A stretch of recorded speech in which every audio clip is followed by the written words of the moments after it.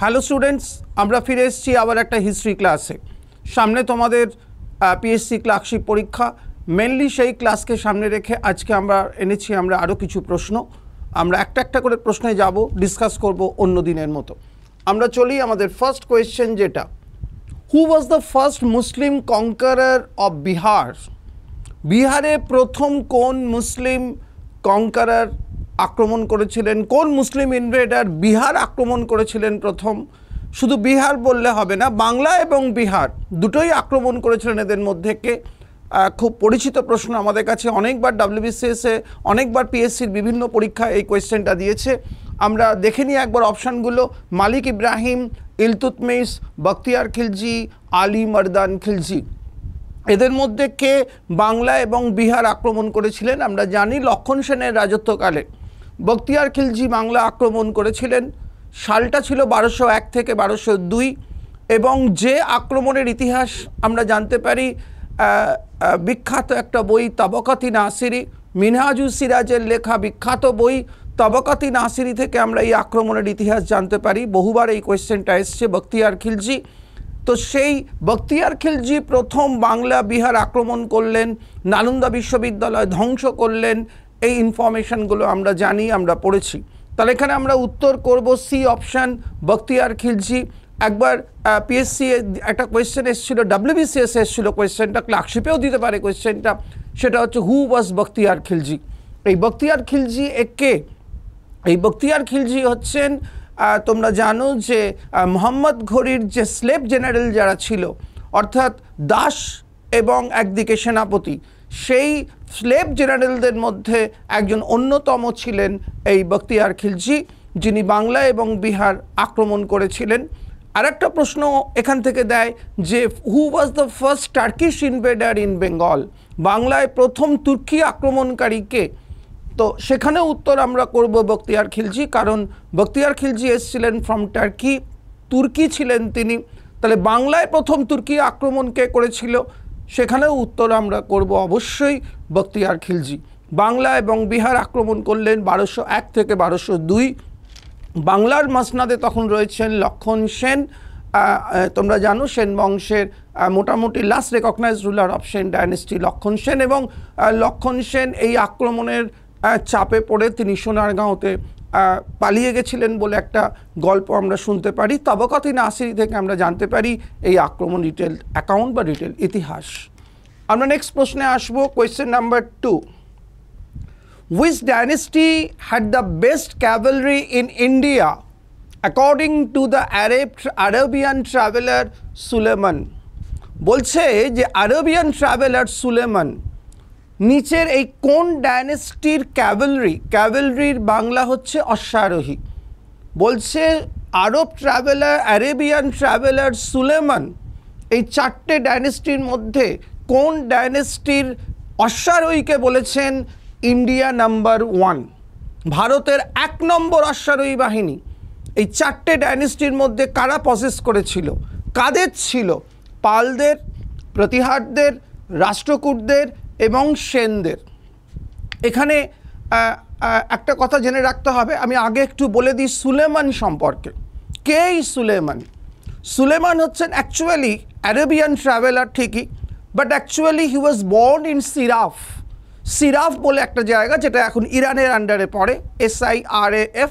সিরাফ বলে একটা জায়গা, সিরাফ SIRAF, সিরাফ বলে একটা জায়গা, সেই জায়গাতে জন্মেছিলেন এই আরেবিয়ান ট্রাভেলার এবং মার্চেন্ট সুলেমান। প্রথম যে 3টে অপশান দিয়েছে, পাল, প্রতিহার অ্যান্ড রাষ্ট্রকূট, এই 3টে ডাইনেস্টি রাজত্বকালের সঙ্গেই কিন্তু সুলেমানের নাম রিলেটেড। পাল ডাইনেস্টি, তারও কন্টেম্পোরারি বলা যায় সুলেমানকে। প্রতিহার ডাইনেস্টি, তারও কন্টেম্পোরারি বলা যায় এই সুলেমানকে। আর রাষ্ট্রকূটা ডাইনেস্টি, তারও আমরা বলতে পারি কন্টেম্পোরারি এই সুলেমানকে। এই সেই সুলেমান, আমি উত্তরে পরে আসছি, এই সেই সুলেমান যে সুলেমান বলেছিলেন রাষ্ট্রকূট বংশের রাজা অমোঘ বর্ষ 1কে, প্রথম অমোঘ বর্ষকে বলেছিলেন শুধু ভারতের নয়, শুধু এশিয়ার নয়, পৃথিবীর নাকি প্রথম 4জন শ্রেষ্ঠ রাজার মধ্যে অন্যতম। কারণ কি? অমোঘবর্ষ 1কে বলেছিলেন পৃথিবীর প্রথম 4টে রাজার মধ্যে অন্যতম, ভারতের তো বটেই এবং পৃথিবীরও বটে। কেন? তার মতো উদার সম্রাট, অমোঘবর্ষের মতো উদার সম্রাট তিনি আর কাউকে দেখেননি। সেই অমোঘবর্ষ এমনই একজন, অ্যাকর্ডিং টু সুলেমান বলছেন তিনি হিন্দু হয়েও তিনি মসজিদ তৈরিতে, মুসলিমদের বিভিন্ন আর্কিটেকচার তৈরিতে তিনি পৃষ্ঠপোষকতা করেছেন এই অমোঘবর্ষ। অর্থাৎ তিনি নিজে হিন্দু হয়েও ইসলামিক কালচারকে তিনি প্রমোট করেছেন প্রতিটা মুহূর্তে তার সাম্রাজ্যের মধ্যে। অমোঘবর্ষ 1 সম্পর্কে তিনি এই কথাটা বলে গেছেন। এবং তোমরা জানো এই সেই সুলেমান, যে সুলেমান পাল সাম্রাজ্যকে বা পালা এম্পায়ারকে বলেছিলেন রুমি, RHUMI, রুমি বলেই আখ্যায়িত করেছিলেন। এই এপিথেটটা দিয়েছিলেন পাল বংশের সাম্রাজ্যকে, পাল সাম্রাজ্যকে রুমি। বিশেষ করে আমরা দেখতে পারি মোটামুটি দেবপালের রাজত্বকাল যখন চলছে তখন এই সুলেমান ভিজিট করেছিল। অ্যাকচুয়ালি ইনি এসেছিলেন কার কোর্টে? ইনি অ্যাকচুয়ালি এসেছিলেন প্রতিহার ডায়নেস্টির শ্রেষ্ঠ রাজা মিহির ভোজের কোর্টে। মিহির ভোজের নাম শুনেছ তোমরা, যাকে আদি বরাহ উপাধি দেওয়া হয়েছিল। সেই মিহির ভোজের কোর্টে এসেছিলেন অ্যাকচুয়ালি প্রতিহার ডায়নেস্টির রাজা। মিহির ভোজের রাজসভায় এসেছিলেন এই বিখ্যাত Arabian merchant and traveller Sulaiman. তো সেই সুলেমান কোন ডায়নেস্টির অশ্বারোহীকে বলেছিলেন যে ভারতের একটা শ্রেষ্ঠতম অশ্বারোহী বাহিনী? এখানে আমরা উত্তর করব বি অপশানে যেটা রয়েছে, প্রতিহার ডায়নেস্টির যে অশ্বারোহী বাহিনী, according to Sulaiman, that was the best of the lot in India at that time. সেই সময় ভারতবর্ষের সমস্ত ডায়নেস্টির মধ্যে এই প্রতিহার ডায়নেস্টির যে অশ্বারোহী বাহিনী সেটা ছিল সবচেয়ে শক্তিশালী। এবং আমরা জানি ত্রিপাক্ষিক সংগ্রাম, পাল, প্রতিহার আর রাষ্ট্রকূট, প্রথম যে 4টে ডায়নেস্টির নাম দিয়েছে, পাল, প্রতিহার আর রাষ্ট্রকূটদের মধ্যে যে তুমুল লড়াই কনৌজ অধিকার নিয়ে আমরা সবাই পড়েছি, ত্রিপাক্ষিক সংগ্রাম বা ট্রিপাটাইট স্ট্রাগল, সেই স্ট্রাগলে কিন্তু লিড রোল নিয়েছিল অ্যাকচুয়ালি প্রতিহার ডায়নেস্টির রাজারা। এবং সেখানে অশ্বারোহী বাহিনী একটা ইম্পর্টেন্ট রোল প্লে করেছিল, আমরা সবাই জানি।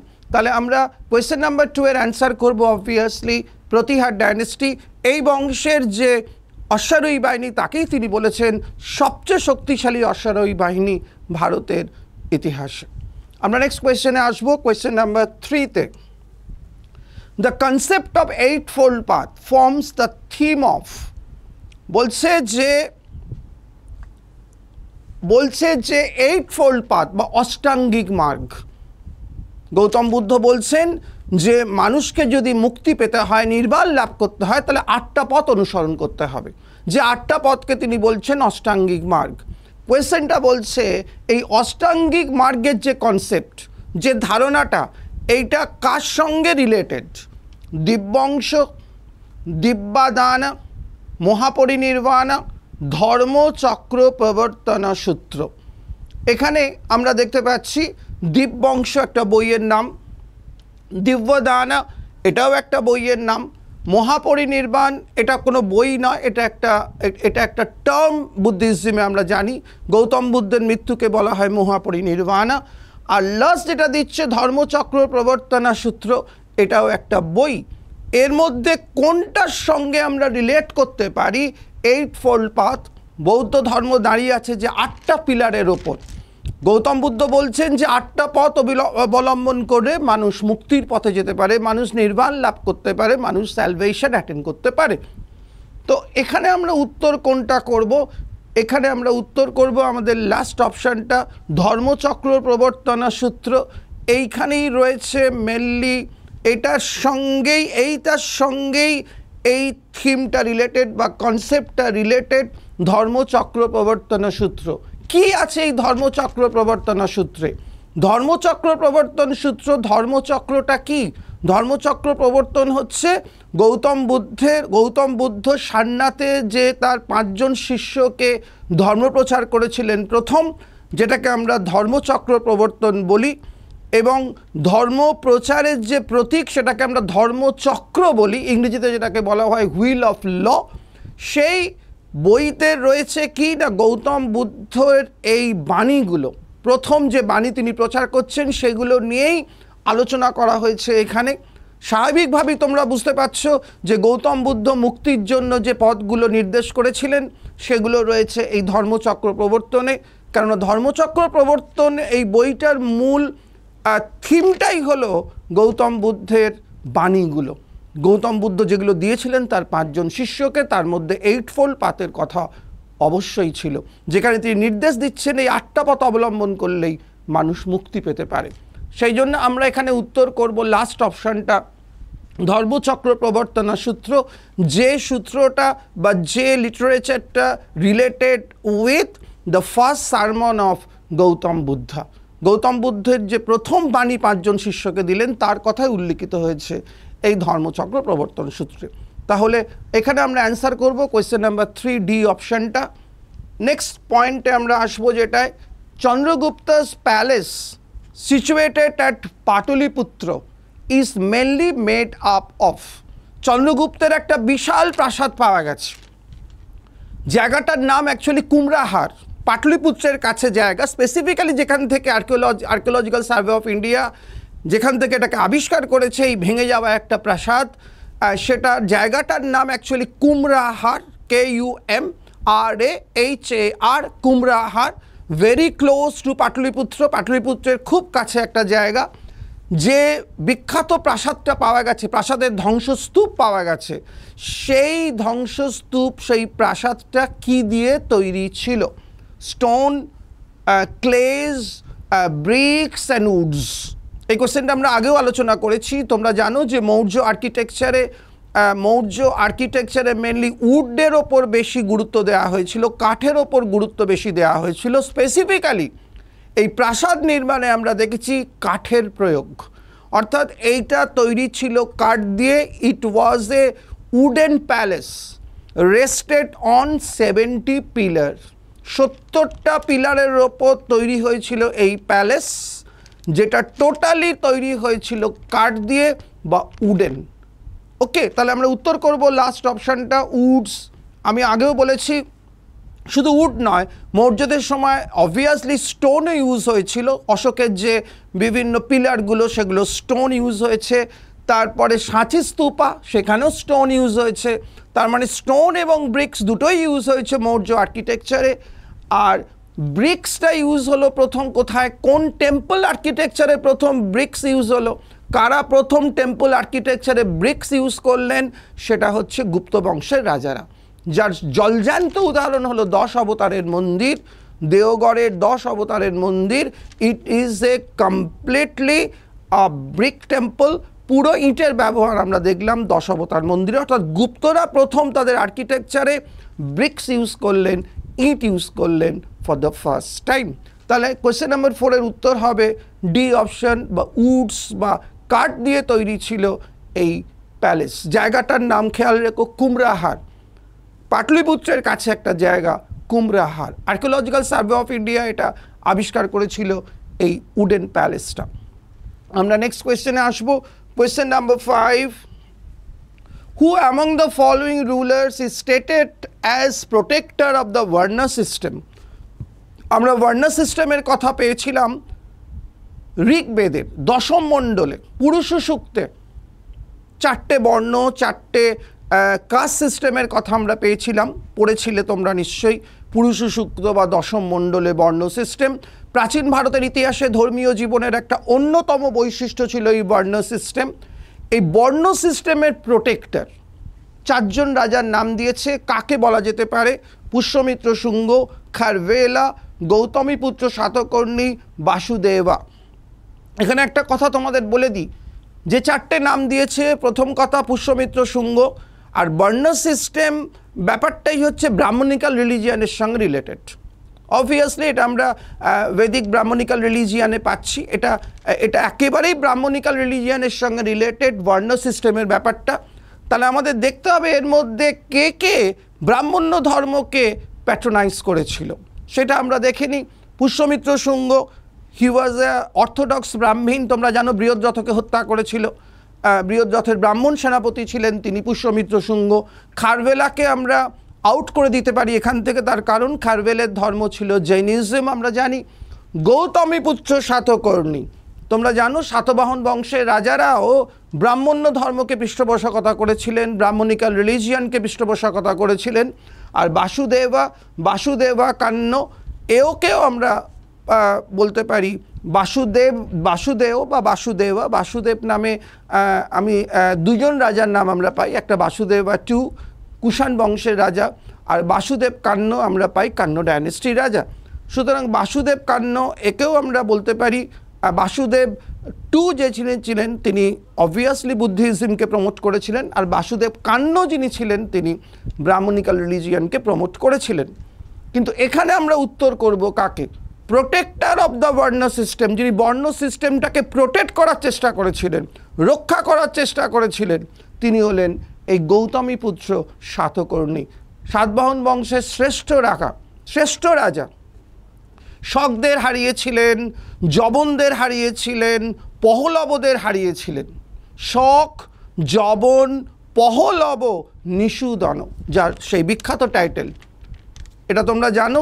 গৌতমীপুত্র সাতকর্ণী বিখ্যাত রাজা, শকদের হারিয়েছিলেন। যবন মানে ইন্দো গ্রিকদের হারিয়েছিলেন। পহলব মানে পার্থিয়ানসদের হারিয়েছিলেন তিনি। এই সেই গৌতমীপুত্র সাতকর্ণী, যার বিখ্যাত শিলালিপি নাসিক প্রশস্তি, সেই গৌতমীপুত্র সাতকর্ণীকে বলা হয় প্রোটেক্টর অফ বর্ণ সিস্টেম। বর্ণ প্রথাকে রক্ষা করার চেষ্টা করেছিলেন তিনি ভারতবর্ষের ইতিহাসের, ভারতবর্ষের ধর্মের ক্ষেত্রে, সনাতন ধর্মের ক্ষেত্রে। তাহলে উত্তর আমরা করব question number 5, C option, Gautamiputra Satakarni বর্ণ সিস্টেমের প্রোটেক্টর। কোয়েশ্চেন নাম্বার 6-এ আসবো, who among the following did not contribute to the construction of Qutub Minar? কোয়েশ্চেনটা ভালো করে আমাদের ফলো করতে হবে। 4 জন সুলতানের নাম দিয়েছে, দিয়ে বলছে এদের মধ্যে কাকে আমরা ইনক্লুড করতে পারি না, কার সঙ্গে? With the construction of Qutub Minar. প্রথম নাম দিচ্ছে কুতুবউদ্দিন আইবক। অবভিয়াসলি ইনি ছিলেন কুতুবউদ্দিন আইবকেরই প্ল্যান সব, তারই গুরু কুতুবউদ্দিন বখতিয়ার কাকির স্মৃতিতে কুতুব মিনার আমরা জানি। ইলতুৎমিশ, আমরা জানি কুতুব মিনার কুতুবউদ্দিন আইবক কমপ্লিট করে যেতে পারেননি, সেটাকে কমপ্লিট করেছিলেন ইলতুৎমিশ। নাম্বার 3, আলাউদ্দিন খিলজি। আলাউদ্দিন খিলজিও কিন্তু কোনো না কোনোভাবে রিলেটেড। আলাই দরওয়াজা বানিয়েছিলেন কুতুব মিনারের, এই কুতুব মিনারের সম্মানে বা কুতুব মিনারের যে অনারে বানিয়েছিলেন তিনি দ্য গেটওয়ে অফ কুতুব মিনার, আলাই দরওয়াজা। ফিরোজ শাহ তুগলক এ একদম আপার পোর্শন অফ কুতুব মিনার, কুতুব মিনারের একদম লাস্ট যে স্টোরিটা, লাস্ট যে স্টেজটা, একদম ওপরের যে পার্টটা, সেইটা বাজ পড়ে ভেঙে গেছিলো, ফিরোজ শাহ তুগলক সেটাকে রিকনস্ট্রাকশন করেছিলেন। তাহলে এখানে অপশানগুলো দেখো, কোনো না কোনোভাবে কিন্তু 4 জন জড়িত। কিন্তু এখানে আমাদের উত্তর করতে হবে, একটাই উত্তর করতে হবে। অল অফ দ্য অ্যাবাভ তো আমাদের উত্তরে বলেনি, কিন্তু কোয়েশ্চেনটা কি বলছে? একেবারে ডাইরেক্ট কনস্ট্রাকশনের সঙ্গে রিলেটেড কে ছিলেন? ডাইরেক্ট কনস্ট্রাকশনের সঙ্গে রিলেটেড ছিলেন কুতুবউদ্দিন আইবক, ডাইরেক্ট কনস্ট্রাকশনের সঙ্গে রিলেটেড ছিলেন ইলতুৎমিশ, ডাইরেক্ট কনস্ট্রাকশনের সঙ্গে রিলেটেড ছিলেন অবভিয়াসলি ফিরোজ শাহ তুগলক, কিন্তু আলাউদ্দিন খিলজি ডাইরেক্টলি রিলেটেড ছিলেন না। কোয়েশ্চেনের টুইস্টটা দেখো কোথায়। আলাউদ্দিন খিলজি কিন্তু ডাইরেক্টলি রিলেটেড ছিলেন না কনস্ট্রাকশনের সঙ্গে। পরে তিনি এটার অনারে তিনি তৈরি করেছিলেন আলাই দরওয়াজা বা গেটওয়ে অফ কুতুব মিনার যেটাকে বলা হয়। সেই জন্য এখানে আমাদের উত্তরটা নিতে হবে কিন্তু আলাউদ্দিন খিলজিকে। ইনি ডাইরেক্টলি কনস্ট্রাকশনের সঙ্গে রিলেটেড ছিলেন না আলাউদ্দিন খিলজি, তাই অবভিয়াসলি আমরা উত্তরটা করবো আলাউদ্দিন খিলজি। কিন্তু আলাউদ্দিন খিলজি ইনডাইরেক্টলি কিন্তু related with the construction of Qutub Minar, but not directly. কিন্তু এখানে যে অপশান দিচ্ছে তাতে আমাদের উত্তরটা আলাউদ্দিন খিলজি নিতে হচ্ছে।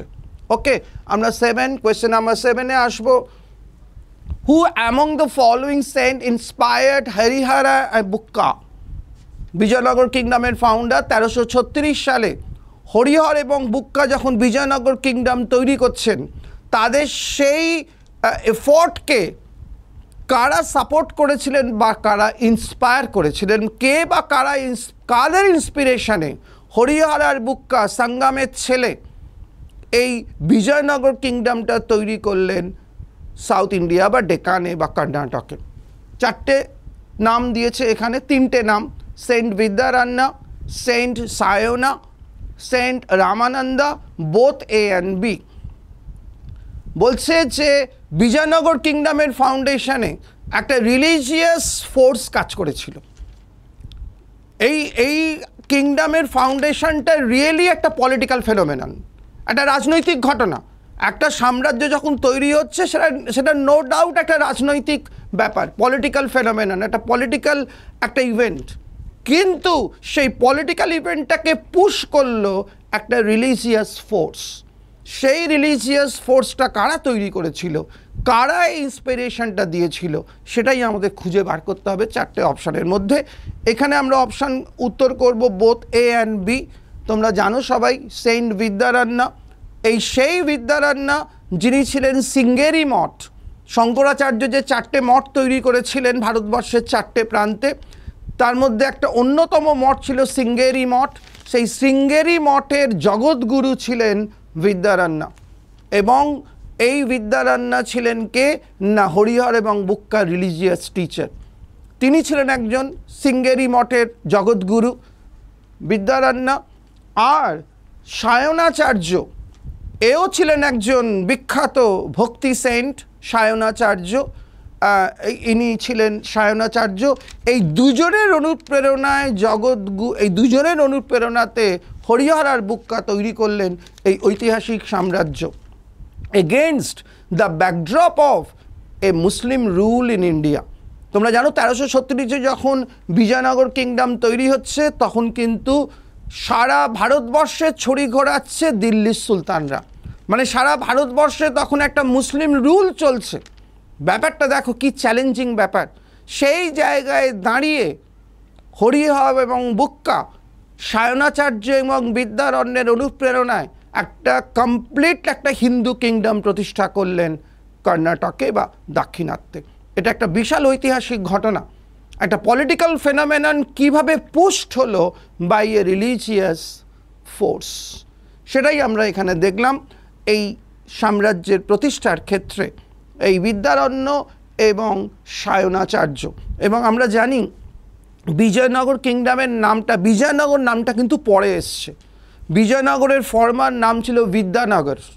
এই বিদ্যানগর নামটা, এই বিদ্যা কথাটা এসছিল কোত্থেকে? এই বিদ্যারণ্য থেকে। বিজয়নগর কিংডমের আগের নাম ছিল বিদ্যানগর, বিদ্যানগর থেকে বিজয়নগর হয়েছিল। সিটি অফ লার্নিং থেকে সিটি অফ কনকোয়েস্ট। এই যে সিটি অফ লার্নিং বা বিদ্যানগর, এই বিদ্যাটা কে? এই বিদ্যাটা হলো এই বিদ্যারণ্য। অর্থাৎ এই বিদ্যারণ্যের নামেই হরিহর অ্যান্ড বুক্কা বিজয়নগর কিংডমের ফাউন্ডেশন করেছিল অ্যাকচুয়ালি। তাহলে আমরা অ্যান্সার করলাম কোয়েশ্চেন নাম্বার 7-এর ডি অপশানটা। আমরা নেক্সট কোয়েশ্চেনে আসি। কোয়েশ্চেন নাম্বার 8-এ দেখি, the spiritual genealogy among Sufi saints is also known as. Sufi সাধকরা যে গ্রুপগুলোয় ভাগ হয়ে গেছিল আমরা জানি। প্রথমে সুফিরা ভাগ হয়েছিল মেনলি দুটো দলে, বেসাহারা আর বাসাহারা। বেসাহারা আর বাসাহারা। কিন্তু পরবর্তীকালে আমরা দেখতে পাচ্ছি সময়ের পরিবর্তনের সঙ্গে সঙ্গে সুফিরা আইডিওলজিক্যালি, আদর্শগত দিক থেকে আরও বিভিন্ন দলে ভেঙে টুকরো টুকরো হয়ে গেছিল। বলছে এই সুফিদের এই দলগুলোকে ইতিহাসে কি বলা হয় বা সুফিরা কি বলে? চিস্তি, আউলিয়া, সিলসিলা, সুরাবর্দি। আমরা জানি চিস্তি একটা গ্রুপের নাম, ওকে। আউলিয়া এটা কোনো গ্রুপ নয়, এটা নিজামুদ্দিন আউলিয়া একজন বিখ্যাত একজন সেন্টের নাম। সুরাবর্দি এটাও একটা গ্রুপের নাম। এই গ্রুপগুলোকে আমরা কি বলতে পারি? এই গ্রুপগুলোকে সুফিরা বলে সিলসিলা।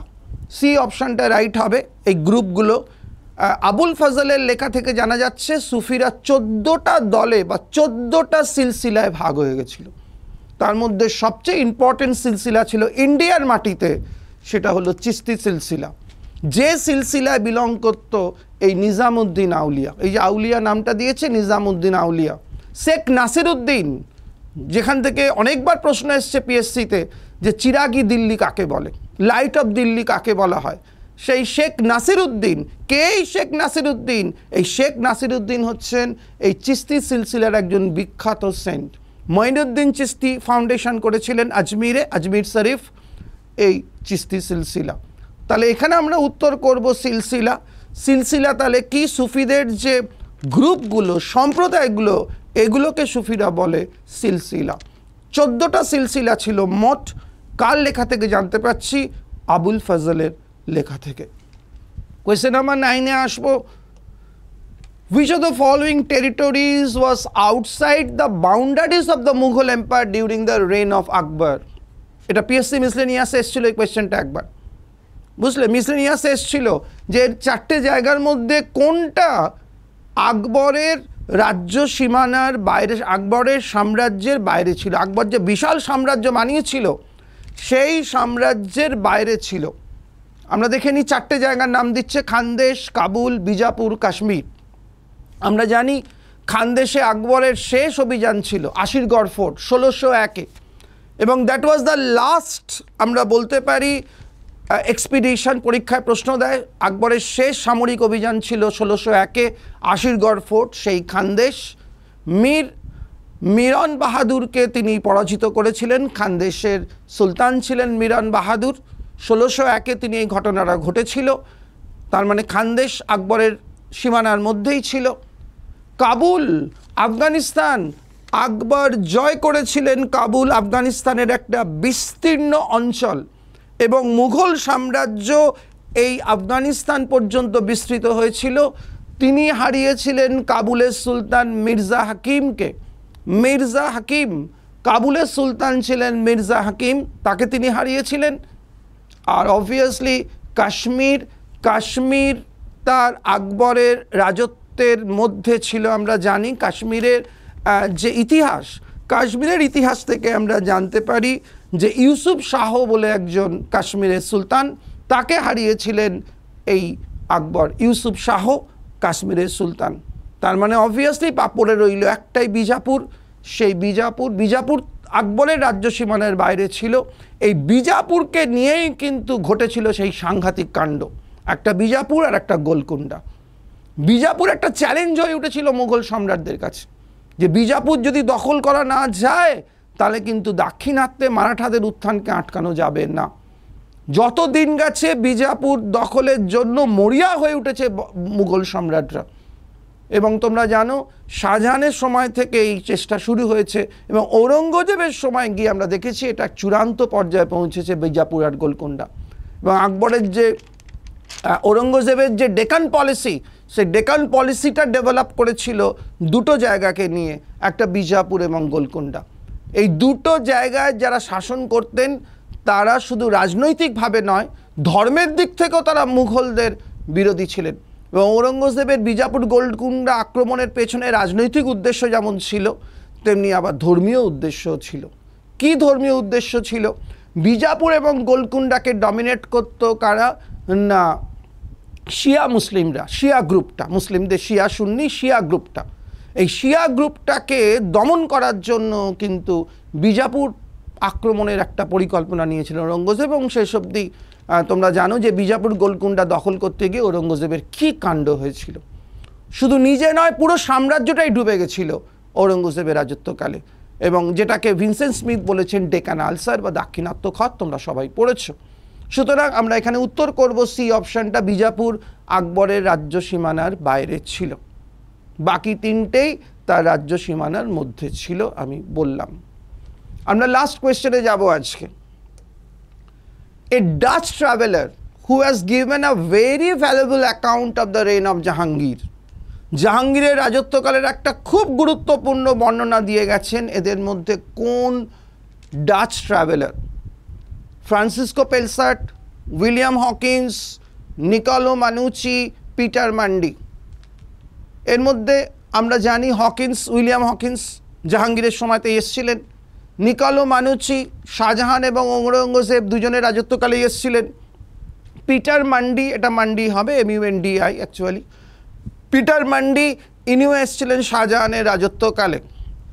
এর মধ্যে ফার্স্ট অপশান যেটা রয়েছে, বিখ্যাত Dutch traveller, Dutch east India কোম্পানির একজন অন্যতম কর্মী, ডাচ ইস্ট ইন্ডিয়া কোম্পানিকে যিনি রিপ্রেজেন্ট করেছিলেন সেই ফ্রান্সিসকো পেলসার্ট। এবং ফ্রান্সিসকো পেলসাটের সবচেয়ে বড় পরিচয় হলো he was a famous military commander and he was a commander of একটা জায়গা ছিল ব্যাটেভিয়া। এই ব্যাটেভিয়ার কমান্ডার ছিলেন এই ফ্রান্সিসকো পেলসাট। ব্যাটেভিয়া সবচেয়ে বড় পরিচয় তার এই ব্যাটেভিয়ার কমান্ডার হিসেবে ফ্রান্সিসকো পেলসাটের। তিনি জাহাঙ্গীরের রাজত্বকালে ভারতে এসেছিলেন এবং জাহাঙ্গীরের রাজত্বকালের বিভিন্ন বিবরণ তিনি লিপিবদ্ধ করে গেছেন তার লেখার মধ্যে। তাহলে আমরা এখানে উত্তর করব কোয়েশ্চেন নাম্বার 10, আমাদের শেষ প্রশ্ন। ফ্রান্সিসকো পেলসাট যিনি ছিলেন Dutch traveller, Dutch east India কোম্পানির সঙ্গে যার নাম জড়িয়ে রয়েছে ভারতবর্ষে। সুতরাং আমরা আজকে এই প্রশ্নগুলো আলোচনা করলাম রোজকার মতোই। এইভাবেই তোমরা এগিয়ে চলো, ভালো করে কোয়েশ্চেনগুলো কাল্টিভেট করো ইন্ডিয়ান হিস্ট্রি থেকে। আমরা আবার ন্যাশনাল মুভমেন্ট থেকেও বলবো পরের ক্লাসে গুরুত্বপূর্ণ প্রশ্ন। ভালো করে ইতিহাসটা পড়ো সব সাবজেক্টের সঙ্গে। আজকে এত পর্যন্তই, আবার অন্য ক্লাসে দেখা হবে তোমাদের সঙ্গে।